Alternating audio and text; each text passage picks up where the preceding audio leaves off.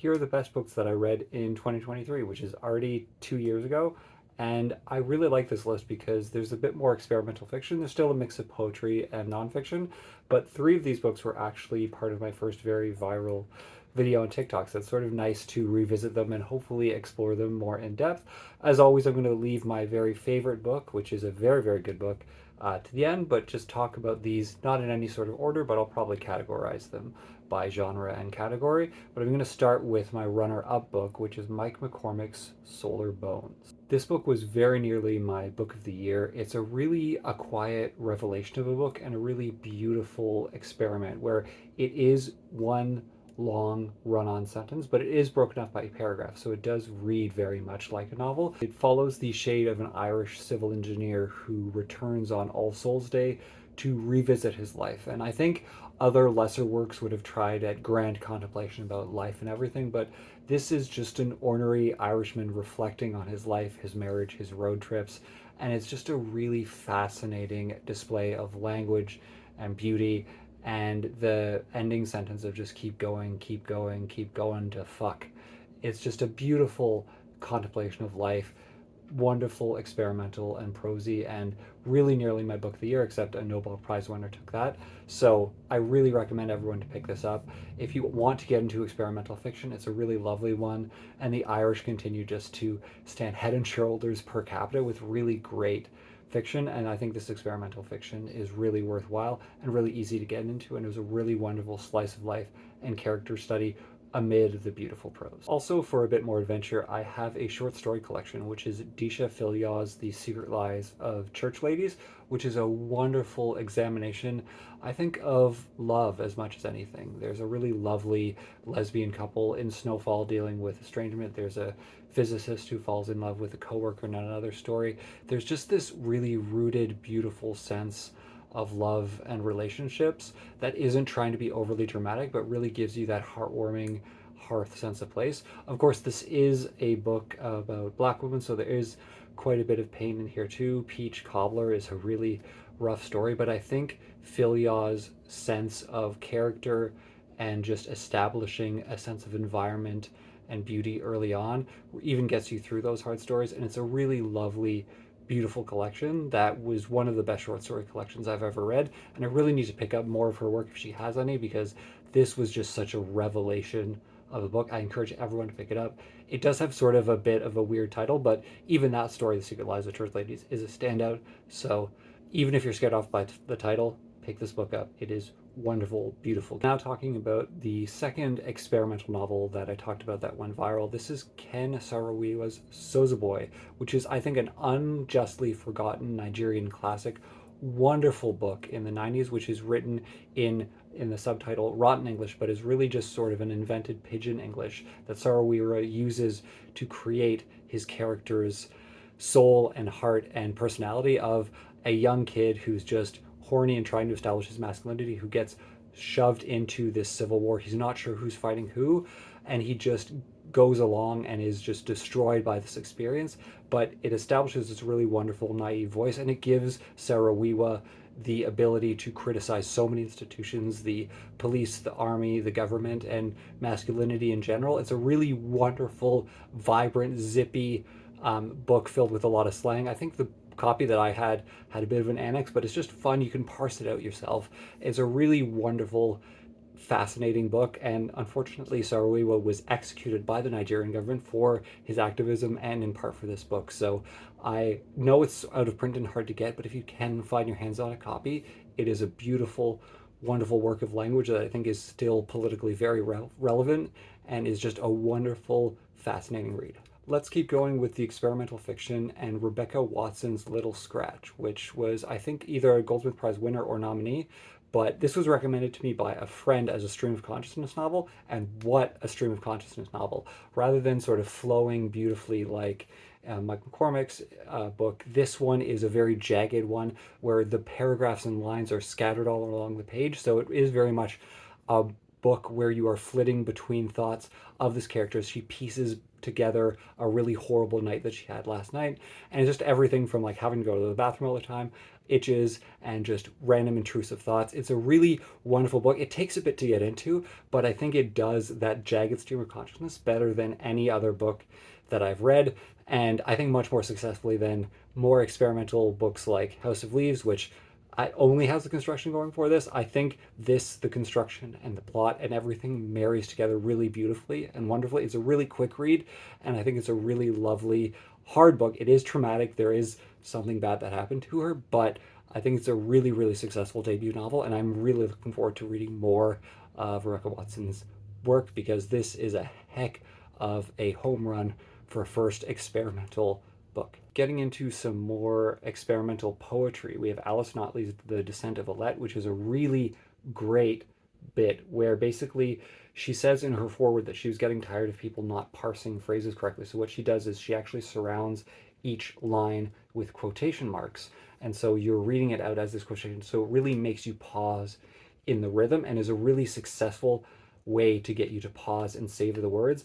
And the book itself is really fascinating. The Descent of Alette is Alette, a woman who wakes up in the subway system, and she descends further and further to try to take on this shape-shifting male tyrant that's stuck them all there and is just destroying society and lead a revolution onto the surface. It's a really great piece of feminist work, but I think just the style of this, the quotation mark, is really unique and really makes you pause with the language. And it is beautiful language. Notley works really, really well. So this was another recommendation that I got, and I think it's a really wonderful book of poetry that I'd love to revisit because it is, in style and substance, like so many of these works, really, really good. Man, I love this top 10 list. This was a really good year of reading for me. Another book of fiction which was not experimental at all, but I ended up loving because of that, was Arundhati Roy's second novel, The Ministry of Utmost Happiness. She got a lot of buzz for her debut novel, which sort of was in that Rushdie magical realism vein, and then she basically quit fiction and spent 20 years writing increasingly polemical essays criticizing Modi and the Indian state. And this book is a fictional result of that, where it is a fiction full of characters that are marginalized, that are fighting at the edges, trying to work for a better life. And this is a wonderful social realist, politically active novel. It has really great characters, and I think it's just a really great work of political consciousness as fiction. It's grounded, it's realistic, it's a cri de coeur for society, and I think more people should celebrate this novel than The God of Small Things, because this book is relevant and original and wonderful and shows Arundhati Roy at the peak of her powers. This is a wonderful, grounded novel, almost the opposite of a lot of the books that I'm celebrating in this list, but read this book. This is one of my favorites of the year. Moving into more nonfiction, we have Christina Sharpe's Ordinary Notes, which is a really wonderful collage of essays, images, memoirs, and quotes, where Sharpe just uses them as jump-off points to examine blackness in America. She chronicles state violence, personal violence, the patriarchy, and basically corrals every voice that you can think of: Baldwin, Lord, Brand, and it's just a really great thing that becomes more than the collection of its parts, but it's a book that you also just want to keep reading the parts. That there's some beautiful photography, and I think this is just a really successful collage of putting things together to be the overall picture. There's a really great sense through this book of frustration with just like these little microaggressions that white people do, like even just like always when she's in a line with her friend, everyone will consider them a break in the line and try to move through, if they're walking through the line, just through them, even if they're very close together. And it's just a really great accumulation of things which will stick with you.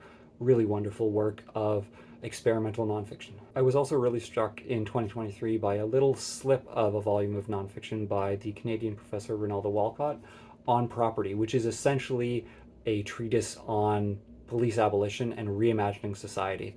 It has similar things if you've read the New Jim Crow, to just talking about how the police have always only ever been to protect capital and property. And I think it's in the second half of the book that this really shines, where Walcott, unlike so many thinkers, he doesn't just talk about the issues, he talks about reimagining whole portions of society, from our relationships to our social structures to even our use of language. It's a really great book, which is, I think, a wonderful jumping off point that actually imagines and concretizes a future of the current society that it is critiquing.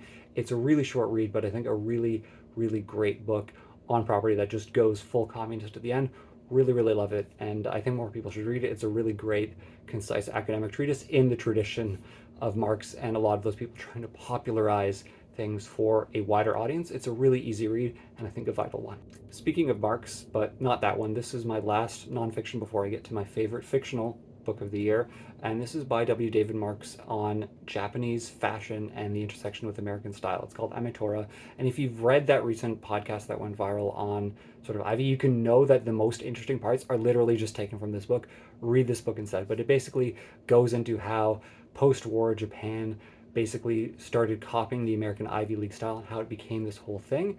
But it also goes into the rise of Japanese streetwear and bape. So if you've ever only seen the Ivy part, this is just about how Japan does American workwear style, military style, Ivy style, so much more interesting. And it chronicles a lot of the rising brands like Capital, and it's just a really fascinating deep dive into fashion and really essential. I also picked up Black Ivy this year, which basically just didn't make it. It was mostly a pictograph book, but both these books on fashion are really incredible. And this is just a really fun deep dive into the intersection of Japan and America through the lens of clothes. There's even like people in the 70s and 80s Japanese tourists going to middle America and just shipping out tons and like hundreds of tons of Levi's blue jeans back to Japan because there was a demand for it there. It was out in America. So really great thing about just how fashion conscious and interesting Japanese fashion is and how indebted it is to America and the interplay now that Americans are buying Japanese fashion, which is really just an interesting switch. So really great book. Check it out. Just a fun thing before we get into the really deep last, my favorite book. I don't think I've ever been more smug about a number one book because the year after I chose this as my favorite book, Kang won the Nobel Prize in Literature as one of the youngest writers ever to win it. And this book just deserves a Nobel Prize on its own. Human Acts, it's a really fascinating portrait of the 1980 university massacre when South Korea was still under a dictatorship. And it basically just goes into how that event has reverberated and continues to reverberate throughout Korean society. And it does it really interestingly by using the second person to address the reader as different characters. So first you are a university student who's sort of pulled into this. Then you are a mother grieving her son. And then you are someone who is recovering after being tortured during things just decades later. And so it just follows you and puts you personally into it through this really wonderful prose to examine the ghosts of trauma. When I read The Vegetarian, I thought it was a good but a bit overdone and clunky book just about the horrible problem of patriarchy in South Korea. This book just establishes Kang as a talent. It is both in style and in subject something that is haunting, that is traumatizing, that will last with you, and deserves a Nobel Prize, and was absolutely my favorite book that I read in 2023. And it's nice to see it justified by the Nobel Committee who got it right.